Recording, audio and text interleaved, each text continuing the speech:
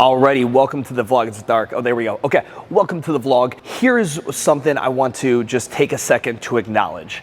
When you create content and you literally just do it without like the idea of I'm gonna do something because I think I'm gonna get paid for it later on, or like everyone's like, I got a podcast, you know, I started it like a year ago, so when should I start thinking of sponsors? And it's like, again, whenever you go into it expecting that the end result is gonna be to get paid for shit, you never get paid for shit. And ultimately, when you go into it with that expectation, you'll never create the best content because you'll always hold back. You'll always like be more reserved. You won't do the cooler shit because you're like, someone should probably pay me for that. So a while ago, I did a vlog in which I included a significant amount of the vlog dedicated to Flex Seal, right? And I'll throw that up here.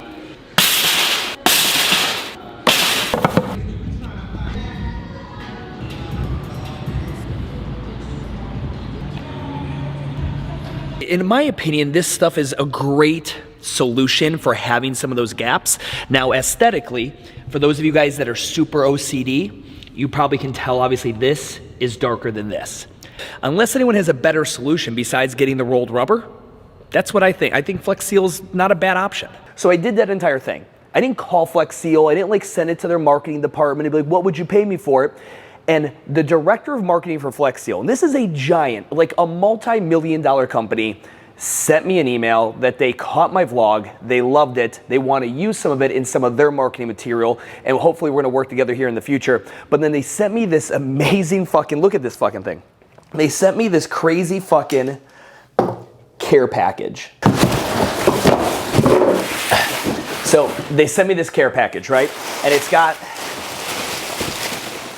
like, I open it up and it instantly, like, we're talking like Flex Seal fucking like a backpack, a fucking, this guy, like, you guys know this guy? He's like the Billy Mays. Hi, Billy Mays here for OxyClean, the stain specialist. Powered by the air you breathe, activated by the water that you and I drink. Like, you know who Billy Mays was? He was like the coke addicted dude for OxyClean that I think hung himself in his bathroom while jerking off or something like that. I don't know the story, I'll Wikipedia it later.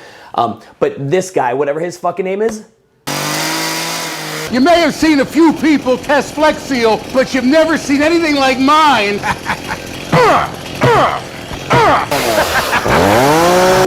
That was a lot of fun. Layer after layer, it's going to fill all the gaps, all the holes. If you fill all the cracks and holes and you let it dry completely, Flex Seal works. Boom. They sent me, I don't know what I'm going to do with it. I just think it's fucking hilarious.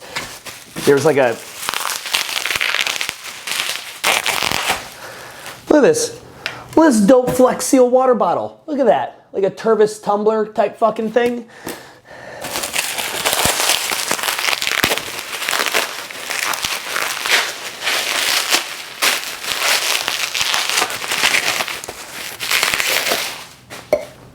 A Flex Seal coffee mug. Flex Seal hats.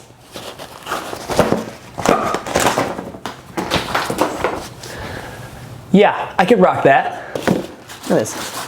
Nice Flex Seal t-shirts. And then just like a bunch of Flex Seal products. Like they've got Flex tape, more Flex tape, a bunch of Flex Shot, whatever Flex Shot is. What's this? Flex, Flex Seal hand sanitizer, right? For like when need to sanitize my hands, like, right, whatever. A book of products. A mouse pad, a fucking mouse pad. When was the last time you used it? The last time I used a fucking mouse pad, it was probably like 1998. But Flex Seal, boom, nailed it. I'm gonna use this goddamn mouse pad. And then a bunch of the Flex Seal liquid, the black stuff that I actually used in that video and that I'm gonna use now that they sent it to me to hit a few more patches that we've got. So guys, listen, bottom line is, when you're making content, you're doing a podcast, or you're doing any of this stuff, do it with the goal to entertain and educate. And if you're fucking good enough and you do it long enough and you're consistent enough with it, someone might actually reach out that really likes your shit and you have an opportunity to collab. Like, this is fucking cool. This is a huge, Flex Seal is a huge fucking company. And for them to even take a second to fuck with me and even send me an email that they watched the vlog, they liked it, and maybe we do some shit in the future and they fucking, hit me with some flex swag. It's really fucking cool. Flex Seal, thank you so much. I look forward to maybe doing something with you in the future. And anyway, I just thought this was really fucking cool and wanted to share with you guys. All right, on with the vlog. What the fuck, though? All right, so now I want to go ahead and set up this next scene for you. This is a conversation I had with my dude, Mason. Mason is a local guy here in Charlotte, North Carolina. He is the owner of Opex Plaza Midwood.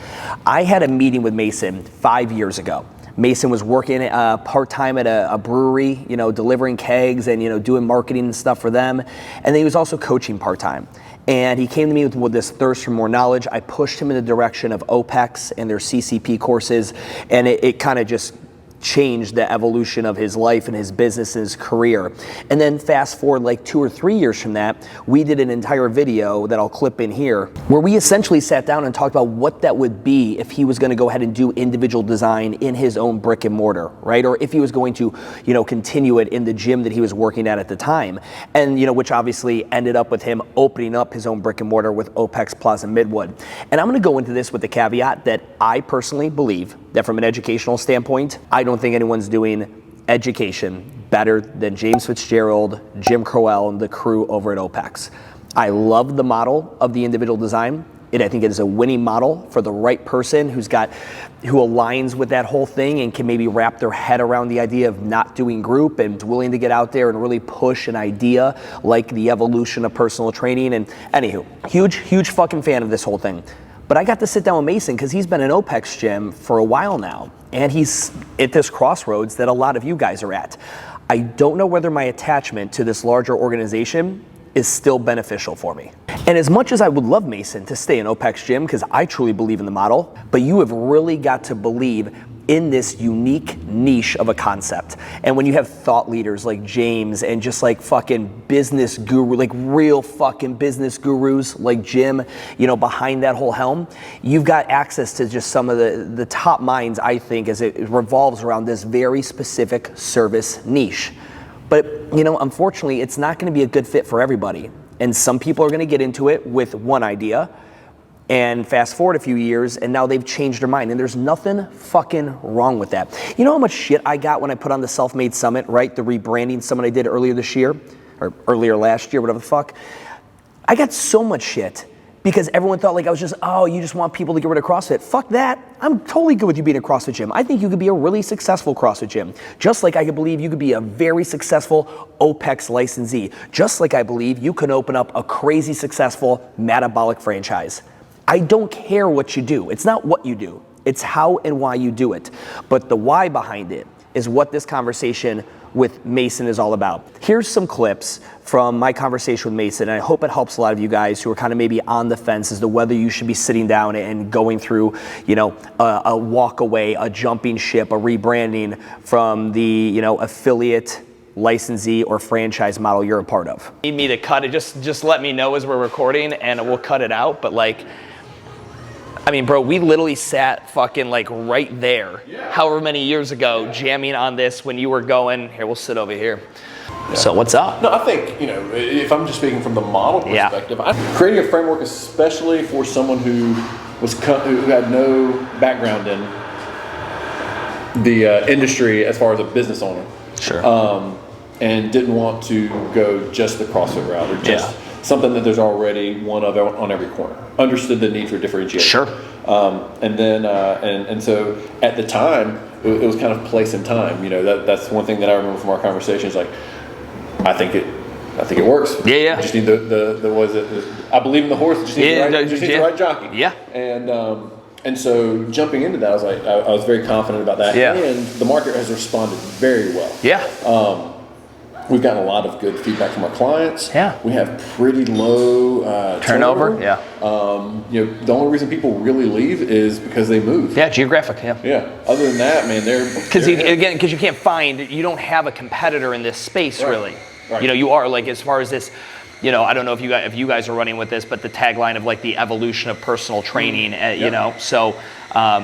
which I think is obviously 100% what it needs to be called. We talk about this. You have to keep it as simple as fucking possible. Like, what is this place? A place to work out and get work done. Okay. Now at least you haven't scared me away. I can at least say, oh, well, that's neat. What do you mean by that? Versus individual design. I'm out. Like, And so, so the whole reason for wanting to rebrand, and the same thing I told those guys, was the just the desire to create something localized where we can kind of communicate our own language a little bit. Or I can communicate my own language. Because OPEX sounds like Tesla. Yeah. It sounds like a tech company. Yeah. OPEX is very modern and refined. Like I think of like an iPhone. Like it's a tough. I mean, it is. And again, a brand is what it makes it. Like, what did Google mean to anybody? Yeah. But I do understand. Like, someone hears the word OPEX. Nobody when they heard the word Uber thought the replacement of taxis. You got to really push that out there. But for an individual business, like, it's tough because you're gonna blast everybody with fucking whether it's a Facebook marketing or organic marketing, and they're gonna hear OPEX, OPEX Fitness or OPEX Plaza Midwood, and it's tough because the first thing it does, like just like this, my hardest thing is urban movement. People come in here first and thought it was brewery, and then people came in now and thought it was Urban Outfitters. And now we slowly get people coming in like, I heard of it, like that kind of thing, but still not even fucking close. When you say rebrand, are you talking about changing the name or changing the function of it? The name changes and we change some of the function. Got it. And so what I've noticed... You're a rock star. Thank you very much. Do you have the Sonos control over there? Do you have the control for the music? Will you kill the music? Yeah, if you can kill, that'd be great. Thank you so much. When I think about how would I ever take an individual design to a group fitness model, because your clients are also highly educated compared to the average person. Correct. I mean, they get it, right?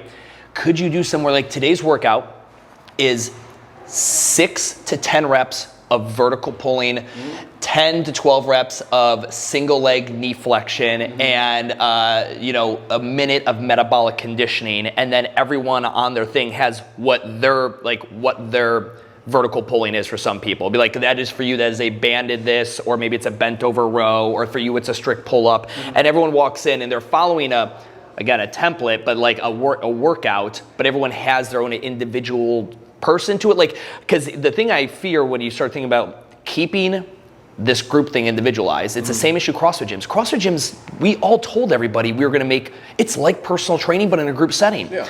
But at a certain point, you've got Coach Johnny, who's been with you maybe 7 months, and he's got 9 people that show up for that class, and all 9 of them have special fucking needs. And now he's running around. He would have to prep the classroom ahead of time. Like, have everything out. Like, okay, I know Sandra's coming, and Sandra can't do this because of her left rotator cuff issue. She needs to have this set up, so I need to have a bench and for bent over dumbbell rows. And Johnny, he can't do pull. He needs banded pull. Like, just running around set for 9 people, and then all of a sudden Sandra and Johnny cancel at the last minute for class, and 2 other fucking people come in, and you're like, God damn it, I had this whole thing set up for Sandra and Johnny, and they didn't fucking show.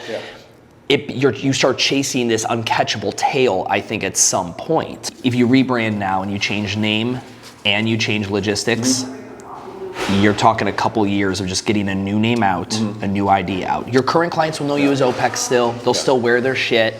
Just like in here. Like, people ask me, like, how long do you think until urban movement hits like CrossFit South End status? And I'm like, honestly, I'm probably gonna need to be here about 5 years. Realistically, we're not even up on 3 yet. We're coming up on 3 here in April. It takes so long to establish a brand presence, especially come from the world you and me come from, where again, like, CrossFit South End. The consumers, it's like, it's a CrossFit gym in South End. Duh. Urban movement where they couldn't afford the vowels in the sign. Like, what the fuck? Like, They only sold us 9. Yeah, exactly. Yeah, they only sold us 9. That's all I can afford. But you're taught, like, it just takes forever to come up and resaturate that. And this is the number one downfall, or like, short-sightedness. I thought I could do it quicker than we did. I thought we could do it quicker than we did. And we didn't, and we haven't, and it's getting better and better every month. But it's just such a lengthy process, and especially on the CrossFit side too, which I think the barbell pull-up training, deadlift, burpee, erg training is not going away. It's how you present it, and the reason I think a lot of these guys are in trouble is because of the narrative they present, which is one of the reasons I always liked the individual design model. It looked like go into the Globo gym when you were there, but more organized. You knew the coach, and you knew, but you like, if you went in at 6 p.m. and back squatted and you saw your buddies in there at 6 p.m., you're shooting the shit. Like, you have such a good social element there. There's again, the more individual we get, the more logistics and the lack of scalability we have. Right. And, you know, when we talk about profit exists in the scalability of a lot of fitness-based stuff, especially when it's service-based. And you know, how many of the OPEX gym have ventured into the online space, the digital space, like writing your design, but you don't train here kind of scenario? I think it's an option, but I don't think a lot of people are taking full advantage of it or really advertising it hard. So you don't, let's say you don't renew that license, right? You're in your whatever, and you go with whatever, this new name, this new thing. What does anything need to change physically to your location before you run this new model that you're playing with in your head? Other than signs. Yeah. Cool. Here's my thing: is you can, just like I tell people with CrossFit.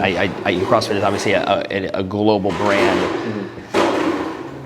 I would tell people to de-affiliate if they're even on the fence with it when it conflicts with their core values and their core focus. Meaning, what I enjoyed about CrossFit or OPEX when I started, those values. It's not that they're bad values or good values or whatever. I just have different values now. They genuinely have changed. Back in the day, if I would have, like, because you have one modification for a pull-up here. If you can't do a strict pull-up, you're doing this one kind. And back in the day, it would be sacrilege to me. Like, no, I know what I'm doing. I have 15 ways to scale this pull-up. But now my goal is creating this replicatable model. So now my new value is being able to replicate everything I do. And that's like me, Isaac Deuce, we have these fucking brutal fights. I'm like, is it scalable? And if the answer is no, we do not do it. Fair enough. Can we replicate it with a brand new coach in fucking Houston or fucking Michigan? If we can't, we're not doing it. And that was a core value change. So that's one of the reasons I got rid of the CrossFit thing, the core focus. I no longer wanted, we talked about this, I literally could not stand working with these competitive wannabe games athletes. I just couldn't, the conflict there and what I personally desired to work with, that I'm like, okay, core focus has changed, core values have changed, I have to change this whole thing. I've seriously been toying around with, what does this thing look like? My coaching, this brand, this whole deal without a facility. And so that's been part of my approach in this new rebrand, is trying to brand something that can be pushed remote, team training, if you think about like some of that stuff, and being on location stuff as opposed to the physical. Having the brick and mortar, the rent overhead. I'll tell you this, every minute and hour that you spend currently now, whatever that is, you do the most of, whether it's programming obviously and things like that, you'd have to 2x it in content. To be an online presence, you would have to 2x whatever that is in content. And if that's fucking 3 videos a day, fucking for a year straight till you have 600 fucking videos and then you can run them on fucking repeat, that is honestly the commitment if you want to go online, because no one's gonna be able to get to see your personality. Like, no matter how good the website is, no matter how good whatever, people want to be trained by Ben Bergeron because they like Ben Bergeron. They like the way he talks, the cut of his jib. People like to be up Tim Jock because they like the way I talk and the smart ass things I say. You just have to find your thing and go in that, just have to niche down into that thing. You don't need a fucking 30,000 followers, you don't need anything like that. You just need good content that doesn't, I look at like James. James is not a natural content guy. He's very sincere when he talks, very serious.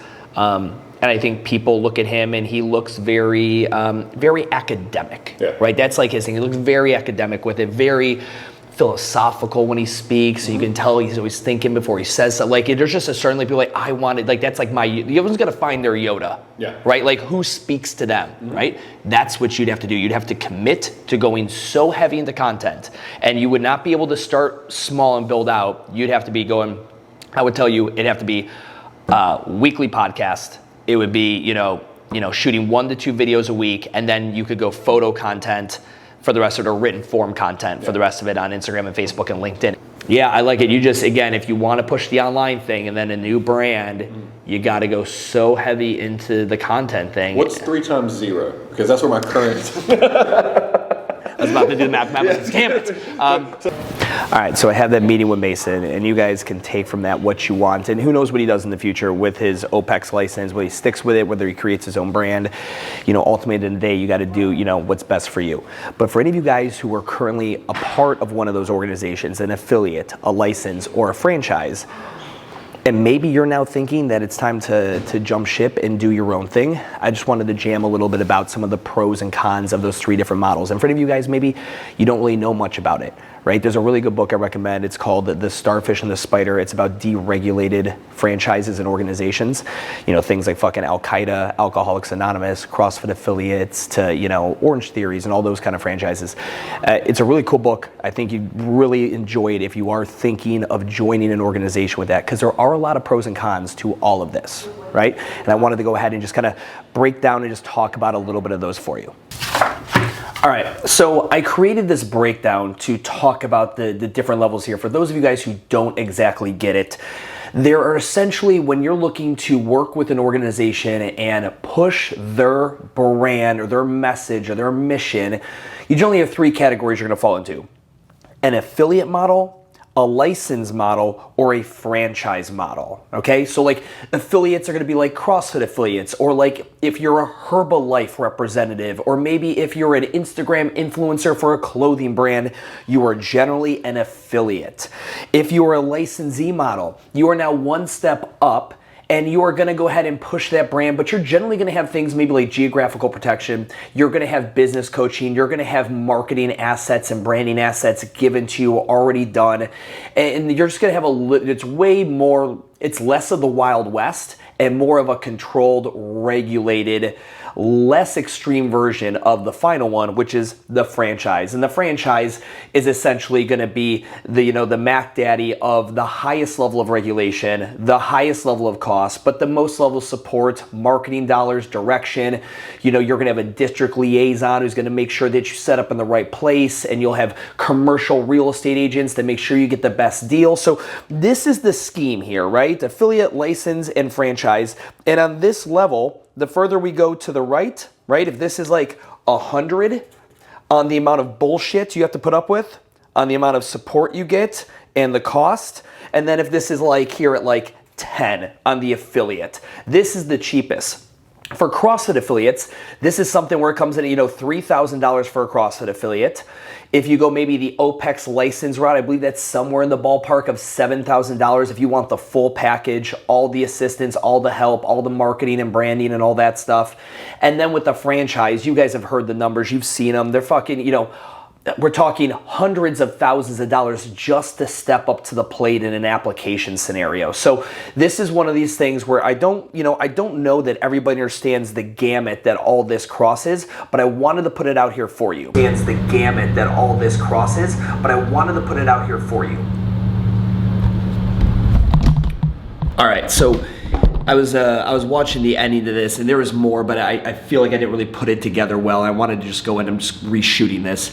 Essentially what I want you guys to take away from this entire thing, me talking with Mason, was an individual who came from a CrossFit affiliate background, okay? And then he went ahead and he did the OPEX license thing. And now he's thinking of rebranding and doing his own thing. A lot of you guys are going from doing nothing to wanting to become a CrossFit affiliate, or doing nothing and wanting to open up a Pure Barre franchise, or going from one model of this going to, like, some of us are jumping ship out of organizations, some of us are getting into those organizations.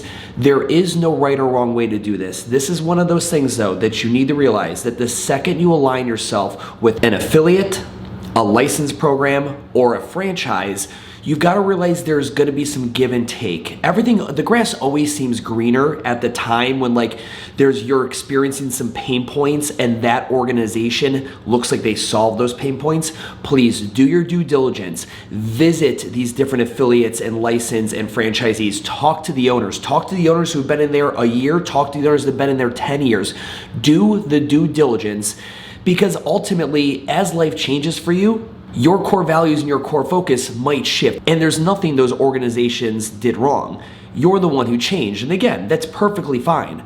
But when it does come time to jump ship or, step out of affiliation and looking to do your own brand or looking to go and drop this to go into a different franchise, just make sure you guys are doing your research, you're asking the right questions, and I wish you all nothing but the best. I think all three of those models you could have wicked fucking success with, just like you can with creating your own brand. I hope this was helpful for you guys. Peace. I'll see you in the next vlog.